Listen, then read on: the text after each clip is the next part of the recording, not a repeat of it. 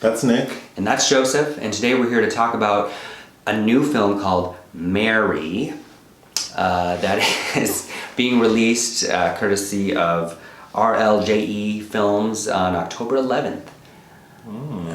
It's safe to say that there's not something about Mary. No. Or...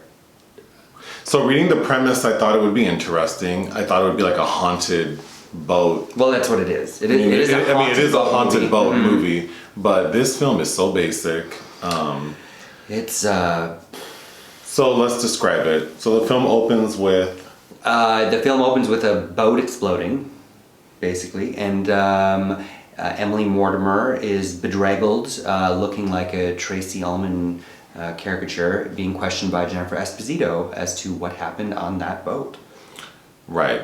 So it's one of those plots where we start with the end and work our way backwards, which initially I thought was kind of cool. Yeah, no, it's, putting the pieces together. I kind of like that. Framed narrative, turn of the screw, yeah. Yep. So then, but pretty early on, it's real dry. Well, so the basic. So Emily Mortimer is married to Gary Oldman, and he's supposed to be a blue collar worker, and he's getting up there in age and needs to provide better for his family. And he finds this. He needs to buy his own boat. To presumably like make money doing fishing. Yeah.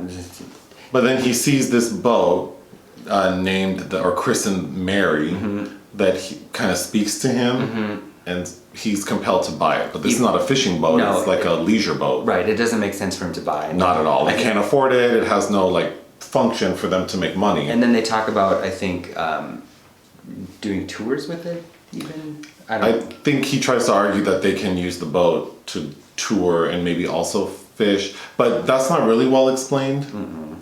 It's just that he had to have this boat, and he spends more money than they have, because he says they can sell the house, and right, don't they say they can sell all their stuff or sell the house and the car to pay for the boat? They have two daughters who are both teenage. Well, one's a teenager, one's like an adolescent. So, and then they're accompanied by the older teenage daughter's male friend. I think it's her boyfriend. Or her boyfriend. And then... like the first mate. Like Gary Oldman's employee. Employee. Yeah. And then an older, attractive Latino man. That's who I'm talking about. Oh, no, I'm talking about... There's a younger guy on the boat. The one who tries to hurt Gary Oldman. Yeah, isn't that his first mate? Right, but he's a teenager. No. The one that goes apeshit at the end. No, there are two guys. One's a teenager. That's the girl's boyfriend. He's the one who tries to stab that's the girl's Gary boyfriend Oldman. that they drop off. He's a teenager. Then there's an older, attractive Latino man. Yeah, the guy from Widows. Right. That's his so there's first name. two. Right. Well, I don't know that they're ship names, but there are two guys. So pretty quickly, once they get out into the water, which I don't now recall why they set sail. They didn't have a purpose except to set sail. And they had to get somewhere by a certain date. It's its virgin journey or whatever. It's its maiden voyage. This is a virgin mess. Journey. This is a mess.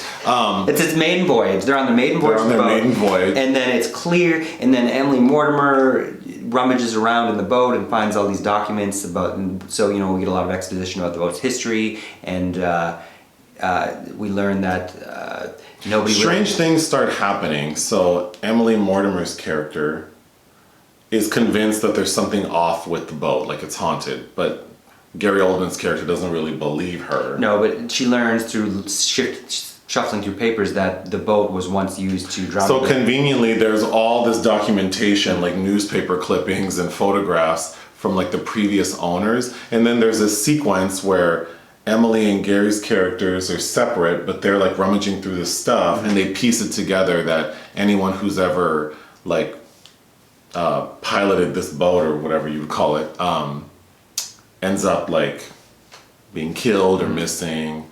So then, of course, now they're convinced that, Gary Oldman's character is convinced that there is something wrong. After a sequence of events, and after the younger guy attempts to stab him, the older, more attractive man attempts to strangle him, and he locks him in a closet somewhere. Anyway, I don't even remember. It's hinted that this witch, Mary, that was drowned off this boat is also responsible, I think, for the Bermuda Triangle. Oh. They're hinting at that as well.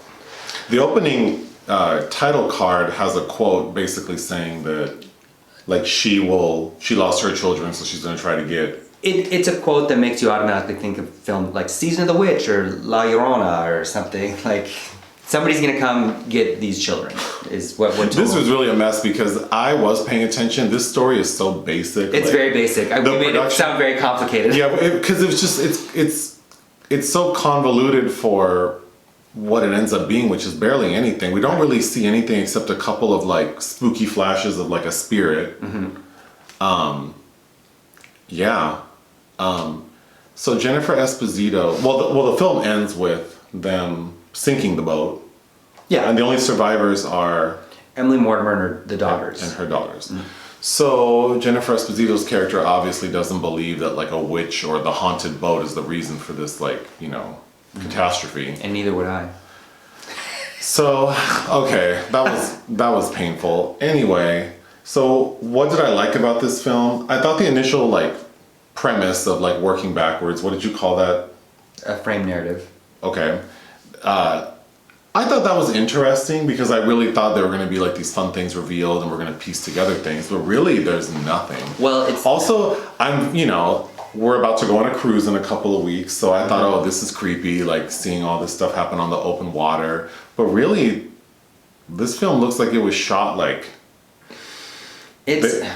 They had a soundstage that they just had like this boat built. A lot of it feels very rushed, and a lot of the heavy lifting is left up to the Emily Mortimer character. And as much as I do appreciate her as an actress, it pains me to say because I recognize her from a lot of things, and I was pleased to see her face pop up on the screen initially.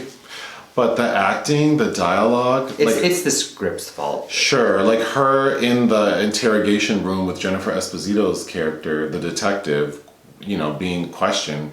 It's kind of painful to watch. Like, I had to write down because it's when she says, you have no idea what you're up against. It's... Yeah, it is a writing, but also she doesn't seem that, like, affected. No. The other thing is, in the very end, when we look at the very end of the film is Emily's character escapes the interrogation room and one of the attending law enforcement agents is killed. So then when Jennifer Esposito's character reviews the camera footage, we see flickering between Emily's person and, like, the image of, like, the spirit. So then we assume that the spirit took over her body. Because they say that a spirit needs a vessel to inhabit and do evil. So then Emily's character says that was the boat. But now at the end... She destroyed the boat. So the boat was destroyed, so now the evil's in her. So it's very basic. It's so basic. There really weren't any creepy moments. They don't really feature the ocean. We were talking after we finished it that it seems like one of those films where like they had access to a boat and somehow they got Oscar winner Gary Oldman to agree to do this film, and so they just put it together really quickly, but there's no suspense, there's nothing thrilling about it, there's nothing creepy about it. In particular, he has nothing to do. He really doesn't. I mean, he's obviously a very strong actor, and you can see like... Yeah, he is a good actor. That for what they gave him... I don't know who's responsible for producing this. Maybe he put a little 2 cents into it, but... On the poster, he looks like Timothy Hutton. Okay. But who's younger than him. Jennifer Esposito, I think, is also very talented, and I enjoy seeing her on screen. She did the best she could with what she was given, but it wasn't a lot. Yes, she makes a face throughout most of the film where she's just looking at Emily's character like, what the fuck are you talking about? And... that's kind of the face I was making watching this film. This is just kind of like ridiculous, and so it was also Jennifer Esposito's character appeared like that hair situation bothered me. Yeah, I know the hair situation bothered me. It looks like she has like a buzzed head that they put a wig over, but they didn't get the hairline right, so there's like a patch of like inch-long hair poking out. That really bothered me because she's a beautiful woman. She looked good still. And they did her dirty with that hair. So it was written by Anthony Jaswinski, who wrote The Shallows, which of course also is pronounced on the poster from the writer of The Shallows. which I enjoyed. You didn't, but I did like that film. Fucking seagull. Which is why I was kind of excited to see Yeah, I this know. film. But he also wrote Brad Anderson's worst film, The Vanishing on 7th Street, with Tandy Newton, which is, I think, a terrible film. And it was directed by Michael Goi, who's done a lot of television, including some American Horror Story. He last directed a film in 2011 called Megan is Missing, which I have not seen. He was also the cinematographer. He's also served as cinematographer in a lot of productions. And I read that he has a film collection of 18,000 films. Nice. It was also scored by the Newton brothers, which they provide a lot of, dare I say, kind of generic scores for a lot of horror films. The plot felt like this family man doing kind of like this Donald Prohurst type thing, and ends up fucking his family over by doing this, doing these irrational actions with the boat. That's what I thought of. But yeah, while watching this, also The Thing, like these people trapped in this, not anywhere near as good as that film, obviously, but these people trapped in this isolated experience and strange things happening. But it was a slog to sit through. And it's not even 90 minutes long, right? It's like 87, I think. Yeah, it felt longer than than that. Yeah, it pains me to say I don't like a film. I didn't like this film. No. Well, I don't think it's fun to be like, this film's bad, or, you know. And I do, whenever I think of Gary Oldman, I think of Dracula, I'm sorry, Bram Stoker's Dracula. So, I mean, you know, he's so good in so many things. Mm-hmm. Prick Up Your Ears, Sid and Nancy. Yeah, like he's Tinker Tailor Soldier Spy. Yeah, and he's a good actor. I mean, he's not terrible in this film. I just think that the film is not the best. For winning an Oscar in 2017 for Darkest Hour, I mean, he hasn't had a lot come out since then. Although Steven Soderbergh, The Laundromat, he had a questionable accent in that, is out now and about to be on Netflix. I don't know. It just felt like a. I would not recommend this film at all. No. For any reason. No. Like, But even, and if you really like anyone in the film, I'd probably skip it. I was actually excited a little bit by the premise too, because it felt like one of those cheapies. You know how we reviewed The Leopard Man recently. Yeah. Those old 40s films produced by Val Lewton, who produced the original Ghost Ship, and who had no budget whatsoever to do these films, but would create this great ambience with little to nothing. And the ability to do that was not here. Anyway, I would give this film 1 out of 5 stars. I think that's apt. 1. Right. Okay. Bye. Bye.